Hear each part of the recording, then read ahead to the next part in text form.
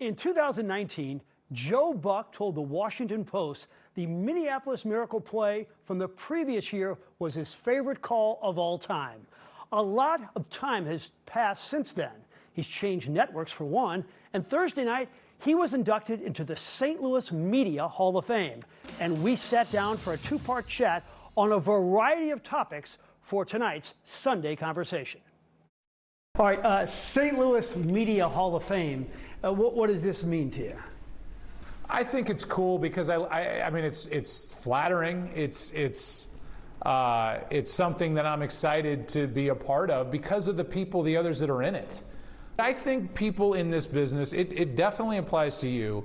It is a calling, and you have a relentless approach, and you love what you do. And I think when you get into this business, it's when I started in Louisville in 1989, and my dad told anybody that would listen, you know, that kid thinks he wants to broadcast baseball. He's about to find out if he wants to broadcast baseball. Because it's not first-class air travel. It's buses. It's back of the plane. It's day after day. You have to watch minor league baseball. If he's really that into it, we're about to find out. And I couldn't get enough. And that's never changed. I'm depressed that my season is over for the football side, and I can't wait for it to start again. Some people say announcers don't matter. But here you are after just a couple of years in Monday Night Football, and the ratings increase is insane. The highest in 18 years. You're doing 17 million. When you hear those numbers, what do you think? Broadcasters do make a difference? Well, I've always said, whether it's, I mean, I'm the last to talk about that because it's so self-serving.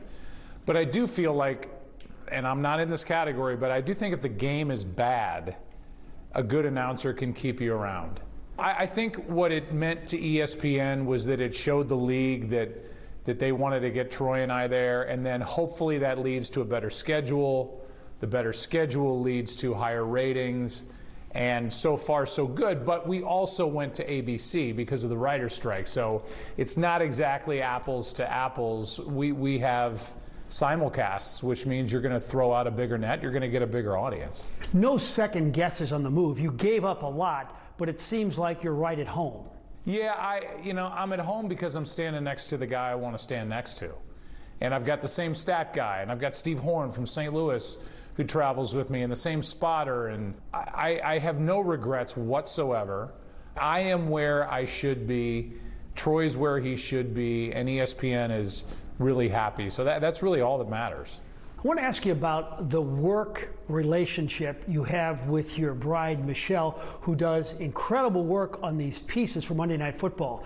Do you critique her, or does she ever say to you, boy, you blew that one? What type of business relationship do you have? Well, you know, I think we're really supportive of each other. I think I annoy her because she just went out to interview Brock Purdy, and she was 2 hours in front of the interview, and I'm sending her questions that I had, and here's what you need to talk about. And her only, it was a text that was this long, and her only response was, thanks, it's already in what I'm going to ask him, with the kissy emoji. Love you, shut up. What about St. Louis's passion for the NFL? I bring this up because the Bills and Chiefs, we had the third highest rating of any market. And then if you look at the Battlehawks, where they're drawing these insane numbers, what about our town as a football town? It is a football town. I mean, I grew up here. I remember going to Cardinal games, and when the Rams were rolling, and it was as hard a ticket as I have ever had to get in my hometown with as many connections as I have. When it was the greatest show on turf, it was a hard ticket. So this is a football town, and that's what bothered me the most. When the Rams or the Cardinals left, it's like, people here love the sport and want to support their team. People here support everything in sports. So I've never bought that idea that St. Louis is not a football city, and I never will. Let's get to baseball. You've hinted in previous interviews this year that you are going to do baseball again, or it's in the back of your mind. Were you teasing the audience, or is that serious? I don't think anybody cares. I think, I talked to Bill DeWitt, Billy. I've talked to Chip. If the game ever came along and it's like, hey, such so-and-so, whoever's Brad Thompson can't make it that night, or Jim Edmonds is sick or whatever, and they wanted me to run down there and do it, I'd go down and have fun. But as far as doing the national stuff, that's not part of the equation that I miss. I miss being the Cardinals guy. I miss being able to root openly in the booth, to get emotional when the Cardinals win, to be frustrated when the Cardinals lose or lose a lead. And you know, you do the network stuff long enough and it's like death by 1,000 cuts. I can't tell you how many times I've been yelled at going into stadiums. You know, doing one with the Cubs was unbelievable in 2016. The Cubs won the first World Series in 108 years. But it's like, oh, the St. Louis guy's calling the Cubs in the World Series. He's Jack Buck's kid. And so you just deal with that, and you kind of, it just adds up. And eventually it's like, I did my 24 World Series. I'm thrilled. I miss calling, putting my mind to a baseball game.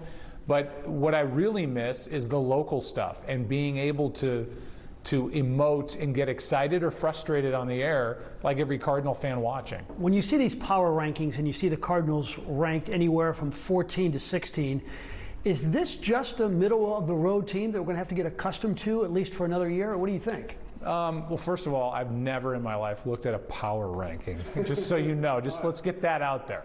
I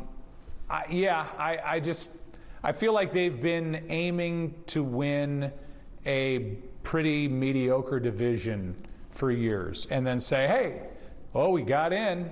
Let's see if something can happen. And this is just my opinion. I feel like there's still a starting pitcher, at least, short.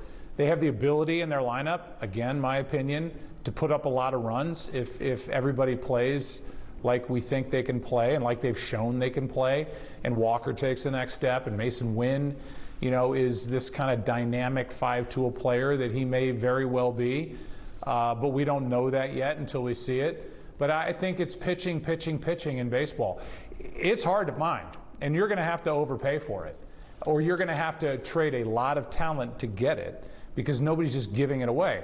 So it's hard. It's hard to find the right fit, and to get somebody else's ace is virtually impossible. So you have to develop your ace, and I don't see anybody that's in that category at the moment, but who knows? I mean, maybe that ace is sitting there at Memphis. Maybe that ace is in Double-A. Maybe that ace is on the staff, and they're going to put it together this year. That's the beauty of baseball. All right, before we let you go, what piece of sports memorabilia do you have that you treasure the most? Can I give you two answers? Yeah. Is that allowed in this game? It is. A Jesse Owens signed poster that my dad got for me when I was a kid in the 70s. And then the 1982 replica World Series trophy. That defined exhilaration for me before the Blues won it all. When the Cardinals won it and I was 13 years old, and I experienced winning for the first time as a fan. And it's what my dad got me. It's heavy, it's legit, there's gold plating at least on it, and it's the main thing right behind my head on any Zoom call I do. First and third, 2 out. Into the field! Number 70!